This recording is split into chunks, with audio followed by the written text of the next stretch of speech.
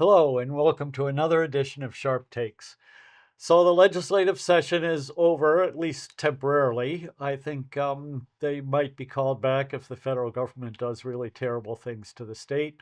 In the meantime, we have a bunch of work that the legislature has done to review, particularly on our show regarding public education. I am delighted today to have returning our local representative from Bristol, Lincoln, Starksboro, and Moncton, Representative Herb Olson. Thank you so much for being here, Well, Herb. well, thanks for for inviting me, Dave. This is a good opportunity to talk about this stuff, especially so fresh off, Yeah.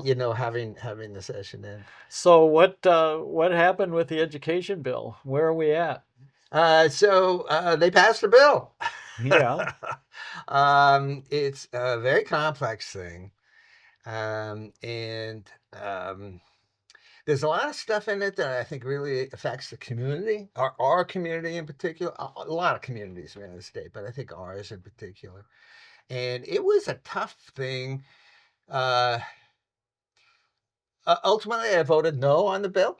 Yeah. And if you want, I can, give a little explanation. I've given it already on Front Porch Forum and stuff, but I can maybe talk to your viewers about, what my thoughts were. I think that would be good. Okay. Yeah. Okay. Yeah. So it's a complex bill. There is some stuff in there that I'm okay with. I'm totally okay with. So let's start with that. Okay. Yeah. Our experience, the current education financing system, I think worked well for a long time, but recently, I think there have been frays to it, both in terms of people trying to understand, well, how come our budget stayed the same, but my taxes are going up, that kind of stuff. Plus, it was pretty clear from the data that I saw that um, it was a very inequitable. It ended up, as applied, a pretty inequitable system for students across the state. And we have an obligation, constitutional obligation, to provide substantially equal educational opportunities to every single student across our state. And it wasn't doing that. Yeah. And so the positive, I think, was a foundation formula that was implemented. Now that's in theory. There Yeah. are details, that I'll get into in a minute, maybe. The other aspects, I mean, I don't have any issue with the notion that uh, we could do with fewer superintendents, business managers. We have some pretty small school districts. Altogether, if you took Virgins and Mount Abe and Middlebury, I think it'd be maybe a little under 4,000 enrolled students, which is not really that much. And so I think a lot of people question, geez, do you need, multiple functions, administrative functions, and things like that? Um, I'm also not adverse to, I think that parents and students at the high school level, I think they're probably looking for a bit broader and deeper curriculum and programming. When went through the consolidation effort a few years ago with Virgins, and that was, I think, something I heard anyway from parents and students that was a plus. Now it got hung up, frankly, I think, because the elementary school issue got into play, so that was a problem. But I think people are looking for that. Yeah. Um, let's see, on the, what else is, well, okay, that might be it in terms Okay. of Well, positive. what are some of the problems then? Yeah, sure. Um, so there are, well, first, just to begin with, I saw the foundation formula as a positive in terms of equity for students, but then they put in this wrinkle where a wealthier district could tax themselves starting out at 10% more than, yeah, just to go back, foundation formula, right? It has a base amount, Yeah. same base amount per pupil given to all districts, so that's pretty equitable. I like that. But then they added this wrinkle that says if a district wants to, they can tax themselves up to 10% more. Well, who's going to take advantage of that? I think probably uh, districts that are a bit wealthier in terms of household income. Uh, it My goes down to 5, right. over a few years. But My let me pose this to you. I okay, think wealthier districts that have a higher value for education will find a way to spend more money on their education.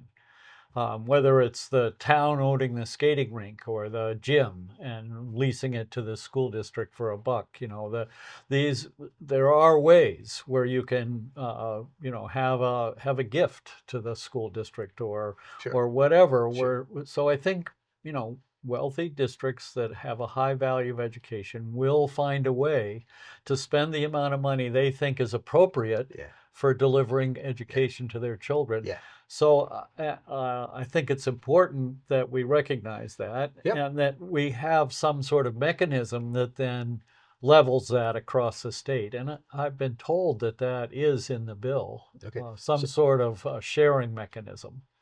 Yeah, and I'm a little unclear on that, and I think we talked before about this. I was going to read up on it, uh, but I think ultimately there still is, even with whatever sharing's going to go on, there's still a mechanism whereby a wealthy district can tax themselves more Yeah.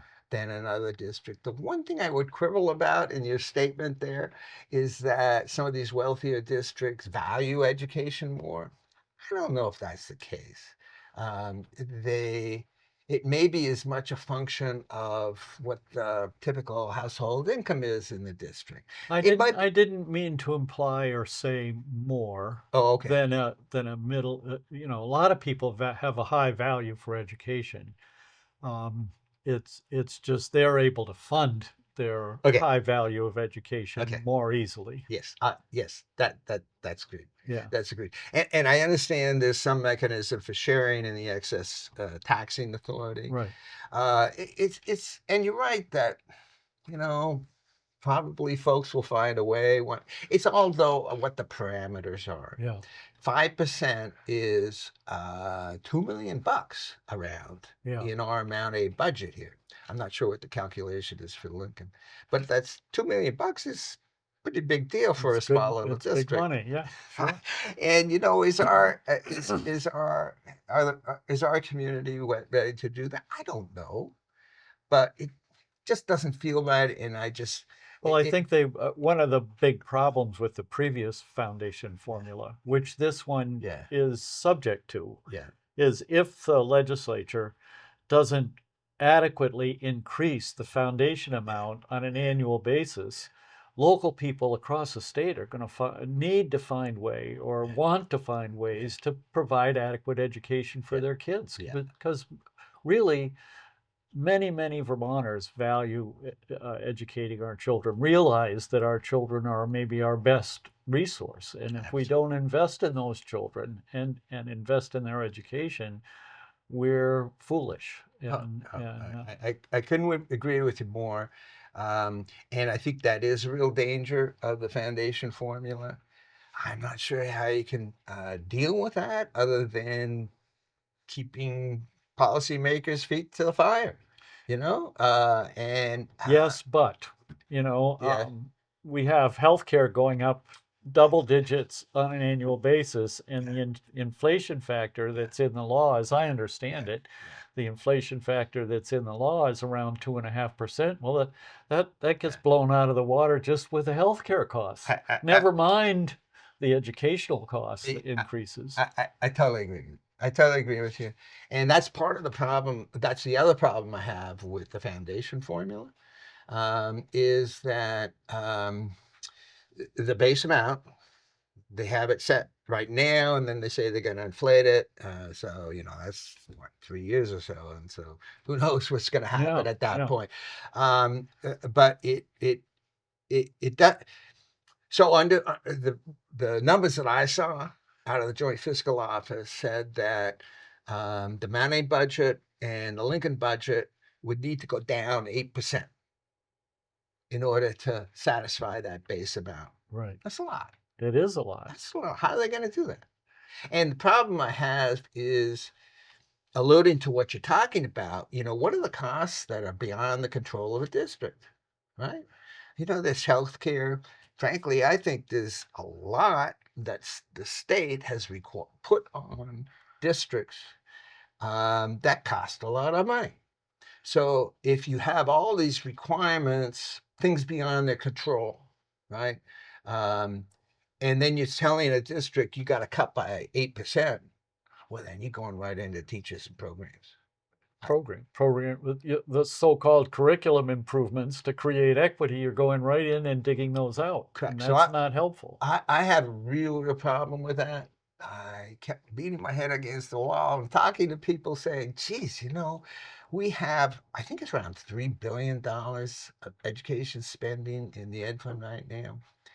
And when we look at other parts of state government, we have a committee or two committees Senate has that spend all year, all session, scrutinizing that general fund budget. And they go pour over it and they see if they can make adjustments and whatever. Yeah, No one does that for the education fund. yeah, And especially as we move to a foundation amount, and especially as we're saying, okay, you're going to have to cut, 8%. They really got to look at that. They got to look at, are all these expenses absolutely necessary? Are they at reasonable levels? Because the state is going to be setting that. And are they properly resourced? We pay for the education fund through a lot of different ways, but a lot of it is property taxes. So is that the right way to do that?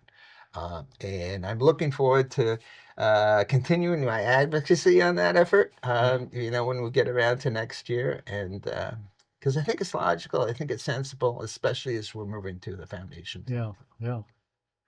So, what other pieces of the bill are you concerned about? Yeah. So uh, there, there's a lot of stuff in the bill that I believe is designed is maybe the wrong word because that assumes some intentionality, right? Or motivation. But I think the result is going to be that as things stand now, unless changes are made, a lot of schools are going to close. And they're going to typically be smaller schools in rural communities that really can't afford to do that. Just as a community, as a social, as an economic unit, in terms of value for their students. Just because they're small doesn't mean they're not providing a good education for these kids. I'm not everyone. I understand that. And if we look at schools towns that only operate in elementary school, and you're going to enhance the amount of money that goes to the vouchers for the high school. So now this 8% is going to fall only on the elementary school level. Is that right? Yeah, I think so. And so, yeah, it really concerns me. That's the other aspect is a lot of the assumptions around the bill has to do with notions of scale. Yeah. That's kind of euphemism for, bigger is better, right? And that's worrisome. Number one, I'm not sure that it's true. And number two, the impact on some of the rural towns, I think, is going to be very problematic, very worrisome for folks. If you're a larger district, I don't care where it is, Burlington, Rutland, whatever. I'll get into my Addison County thoughts soon, but if it's somewhere else, they're less likely to be really concerned about some of the smaller schools. I mean, you saw that on a much smaller scale over with Montpelier and Roxbury. They were formed as a supervisory district, I think it was, and they ran into a rough patch in terms of budgets. And they closed Roxbury School. Roxbury had, I think, one vote in, I can't remember the number, but it was a much larger number on the school board. They had no say. 7, 10, 12, something. Yeah, like I don't know what it was exactly, but the point was they really didn't have any say in the matter. And I could see that playing out. And they didn't really have a voice either. It was like that's important. Yeah. If people think, if you can create structures where people actually have a meaningful voice in what happens, they might not be totally happy with the end result, but I think they respect it more, uh, and I think it would be a lot more palatable. Yeah. With the larger district, again, under existing law, a district, a school district is authorized by existing law to close a school for any reason or no reason at all, even if they're doing a good job with educating students at a reasonable cost. Oh my goodness. That is embarrassing. um, Sorry about that. that's all right. Uh, That happened once on the House floor. oh no. It does for just about everybody at some point. It's always really, really embarrassing. Well, the Senate rule still you can't have them on the floor. Is that right? And I frankly have warmed up to that. There are too many times, on the House floor, and people are making motions, and they're trying to get votes, they're trying to give speeches, and everybody's looking at their phone. Yeah. I mean, that's not. Or even just open laptops, right? Yeah. Answering constituent Yeah. emails. I don't know. So Wait, wait, wait. to look back at Act 46 for just a moment, Okay.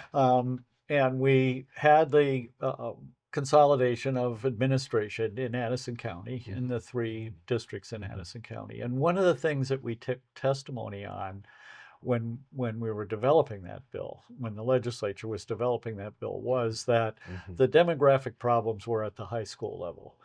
And the elementary schools, the legislature put what it thought was significant protections in the bill for elementary schools to stay viable and stay open, and not enough, in my view, pressure to do something at the high school level, Right. or not just pressure, ability to do something at the high school level.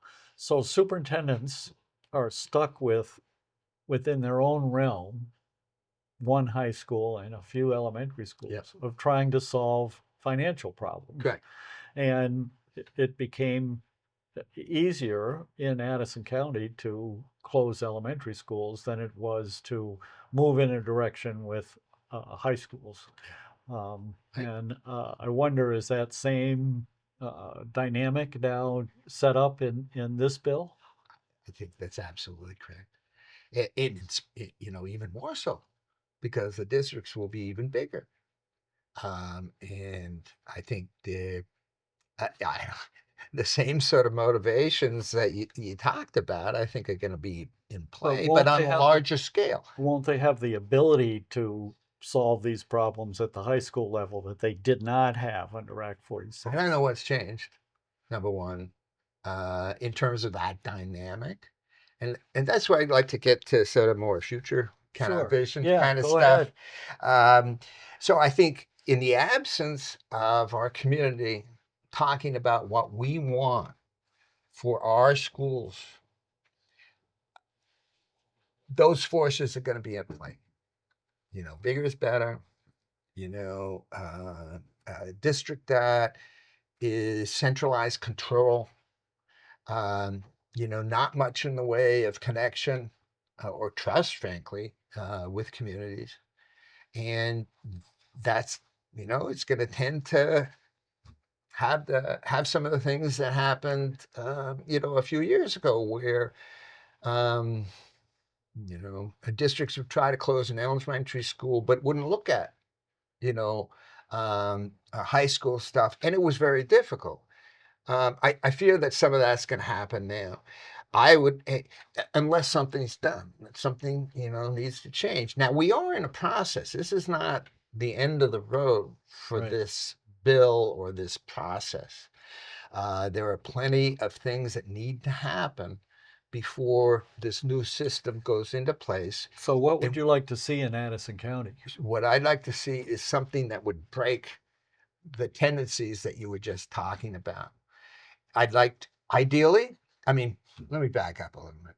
I'm not going to dictate to anybody in our community, what should be done. But I could envision an Addison County solution where you focus on some savings as central office functions, but not necessarily give them all centralized control, because I think that's a mistake. I could see some coordination, consolidation, whatever is feasible. I mean, we don't have a construction program, so that puts a damper on some things. But we have 3 high schools, And a tech center. and we got a tech center. I was going to mention that Yes. specifically because the tech centers traditionally have been left to the side. Yeah. And I think their students have suffered as a result by being in, separate but equal is never equal, right? Right. And the tuition system, I think, is very unfortunate and tends to degrade educational opportunities for tech center kids. So again, I'm not going to dictate to anyone, but I could see something where you have 3 high schools in the tech center in some sort of organization together, so they can interact properly and rationally. Then I could see, don't touch the elementary schools. Don't touch the elementary schools. You can save a lot of money. You can do a better job. It's kind of like the third rail. If you touch the elementary schools, a lot of this is gonna it's gonna be difficult to do, I think. Yeah. Plus, there are a lot of good reasons to keep those elementary schools. A lot of them really do provide a good education at a reasonable cost. And if you don't have, right now, a lot of people have votes. The towns have a vote. I'm not sure how many, if that's the case, and how many of the other 3 districts, whether that's the case. But if you create a larger district, is that gonna go forward? Geez, I don't know. Those articles of agreement probably will not. And then people are at risk of losing their school again in a larger structure that doesn't have connections to the community. Yeah. Um, so, uh, what else would be positive for that vision? Well, so there is a boundary subcommittee set up under the legislation right now, and they're going to be drawing maps and talking about how schools should be organized and administered. And they could choose to have a big mega district, centralized control, a lot of power there without a whole lot of, say so, from the community, or they could do something different. All right. And I think it really behooves us to get out in front of this thing. They're going to start to meet August 1st. Not a whole lot of time. And a lot of people aren't, I think, totally aware of the implications of the bill, at least from my perspective. Yeah. And I just think it would behoove us to get out in front of it and see if we can come up with something that is consistent with some of the goals of the legislation, but in our way, so that it's something that we're comfortable with and not Yeah. something that's forced on us. Yeah. So it would it could be conceivable, just playing around with my head, Playing around. it could be Addison County and Otter Valley and CVU in one district, for example. It's not, I mean, the governor proposed 5 districts. Yeah. Ours meaning Addison County District would go from the Rutland County border to the Canadian border, which is a pretty enormous district, 34,000 students, and you have Burlington High School and South Burlington and Essex in the same district as you have Mount Abe and Virgins and Middlebury. It just seems, to most people, it seemed unwieldy. So Yeah. that sort of got left behind. And this new commission, which is what, 6 legislators and 7 other people appointed, education people appointed. Yeah, your typical Rube Goldberg kind of committee. Yeah. Committee. That's going to make up to 3 suggestions, right? Right. So I can envision one of them being as small as Addison County, but I can also envision Addison County being put in with CVU and Otter Valley. Yes, I could too, and I would prefer, and nothing against the folks at Otter Valley and CVU, right? They did good stuff. Um, and it's not like they're foreigners or anything, but I think there's something about, I think there's a little more affinity within Addison County um, that I think is helpful. I mean, it's not just, you know, emotional, touchy feely kinds of things. It means that you understand where the community is coming from. You have a better relationship with, whatever district, is set up. Those are all things that are good for kids' education. Um, the notion, I love the folks in CDU. Burlington, wonderful. But, they have they have a somewhat different view, uh, social view, that kind of Yeah. perspective, which is good. But I think it's help for me. I would be more comfortable in an Addison County kind of thing. Yeah. I wouldn't mind asking some of the folks in Rutland County, hey, you want to join us or Yeah. anything? But I might help Hannaford, for example. So Yeah. Well, that's interesting. What do you see as your role as you return next year to the legislature? well, let me back up a little bit. Okay. My role between in the summer and fall Okay. is going to try to talk with as many people I can in the community and beyond the community in Addison County about geez, what's our vision, right? What's our vision, and what do we want? Because you've seen a lot of these commissions and task force and stuff. It's a lot easier for them to do their work if they're offered a reasonable solution to something. And if it's a solution that satisfies the interests of our community, I think that's all the better. So I'm going to try to play a bit of a role in that. We'll see. Um, then come the fall and going into the legislative session, I'll try to get the feedback from community. I don't know what this task force subcommittee is going to do. Um, but whatever our community and our wider community in Addison County comes up with, you can translate that to legislation, right? Yeah. And you can work with other legislators who might have similar concerns um, about what they want to do. Yeah. Because it's not like this task force is the end of the road. Like you said, I think they're supposed to come up with I think no more than three maps, and then present them to the legislature. The legislature is going to have to enact this thing. Well, but they don't have to choose one of those three. Plus, they Yeah. don't have to choose one of the three. So I was intrigued by the fact that there was not a roll call vote for the passage of the bill. Yeah. And I wonder if that's because an overwhelming number of representatives that serve in the legislature have small schools in their district, and the people are very concerned about the closing of their small school, and would have been would have been upset if they knew that their legislator voted for that bill Yeah. that might close their school. Yeah.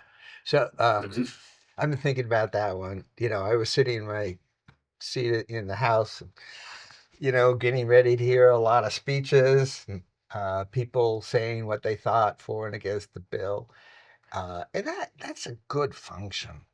Um, I mean, a lot of people say, well, just grandstanding, it's just a speech and thing, but it really is part of the whole community. It places legislators in the context of the community of Vermont Yeah. by saying, this is what we want to do, or this is why we're voting the way we Yeah. yes or no, right? Yeah. So I was very surprised when that happened. I'm not usually the first one to give a speech, but I knew other people were very much wanted to, maybe for the reasons that you're talking about. I'm not willing to ascribe any particular motivations to why that happened. I generally, in my life, in my career, I'm not going to cast aspersions on folks when I don't know what's going on in their head. Yeah. I'm just now it becomes a pattern. That's different. Well, That's a lawyer on the other side who's done me wrong a few times. I remember that. So Well, you've been through an interesting role to remind people, listeners, is that you spent 15 years writing the bills yes, on a bipartisan basis yes, on the second floor of the legislature, yes. while you're serving the legislators who are on the main floor arguing the bills, right, Arguing making about their it. speeches, Yeah, yeah, yeah. and now all of a sudden you find yourself in the gallery, I mean, on the floor of the House Correct. with your colleagues making these speeches, and Yeah, you're yeah, trying to figure out what the best process is as a yes, legislator, yes. and you have the lawyers in Ledge Council at your disposal Yeah, they're to helping me out. yeah. Yeah. Have you found that transition easy or interesting? It was a transition for sure. And it wasn't so hard, but it did take a little while. Yeah, It took a little getting used to sort of think about not just the policy point, aspect of what you're doing as a legislator, but equally important, how do you build relationships and get something done? yeah, All right. I'll give an example. When the education bill came up for a vote in the House, so the yeah, first sort of step there, right, I worked with some other legislators to put in there were a couple of floor amendments that we jointly sponsored. Um, you remember Representative Yakavoni, don't you? sure, Yeah. yeah, And so we worked together and we jointly proposed a couple of amendments. One is where people have a right to vote before the school is closed, yeah, would preserve that right. We also offered a maybe less, rigid kind of thing where before you can close a school, the district would need to consider each situation individually, right? Instead of just broad brush yeah, and look at what the value, what sort of what the value was for the students, for the community, and really, what are the expenses? Are they out of line or something? So instead of taking a broad brush and say, oh, okay, anything under 150, 200 students, you're out of here kind of thing. yeah. Take we called it a due process. Well, that's great.